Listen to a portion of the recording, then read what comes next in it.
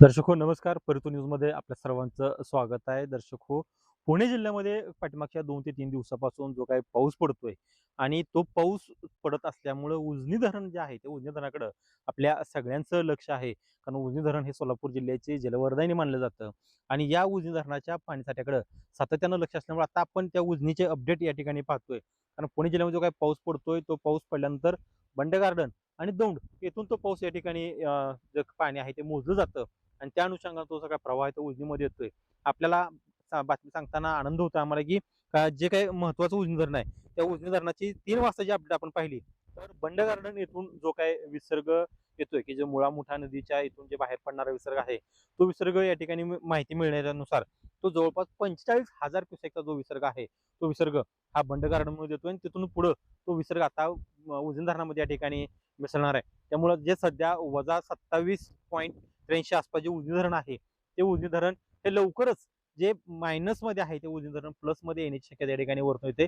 त्यामुळे अतिशय महत्त्वाची बातमी आहे, की उजनीच्या धरण पाणलोट क्षेत्रामध्ये हा जोरदार पाऊस सुरू आहे. उजनीच्या धरणाच्या वरती असणारं खडकवासला धरण आहे. त्या खडकवासला धरणामध्ये सुद्धा 7 जुलै रोजी दुपारी 2 वाजता हे धरण 32% इतकं भरलंय. मात्र 24 तासामध्ये ते धरण 80% भरलं जाऊ शकते आणि खडकवासला धरण 80% भरल्यानंतर त्या खडकवासला धरणातून सुद्धा या ठिकाणी पाणी सोडलं जाते आणि त्याचा परिणाम हा उजनी धरणाच्या पाणीसाठीची जी काय वाढ होणार आहे त्याच्यावरती होऊ शकतोय. त्याच पद्धतीने इंद्रायणी नदीला या ठिकाणी पूर आलेला आहे.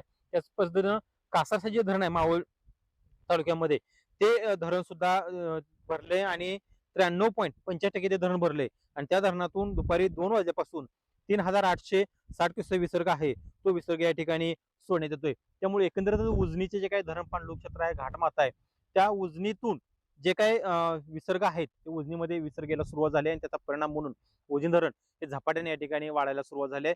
त्यामुळे उजनीचे काही अपडेट आहेत, ते अपडेट आम्ही तुम्हाला आमच्या या परितो न्यूजच्या माध्यमातून पोहोचवण्याचा प्रयत्न करतोय. त्यासाठी परितो न्यूज आहे ते तुम्ही चॅनल सबस्क्राईब करा, जेणेकरून नोटिफिकेशन तुम्हाला मिळेल आणि उजनी अपडेट तुमच्यापर्यंत मिळतेच.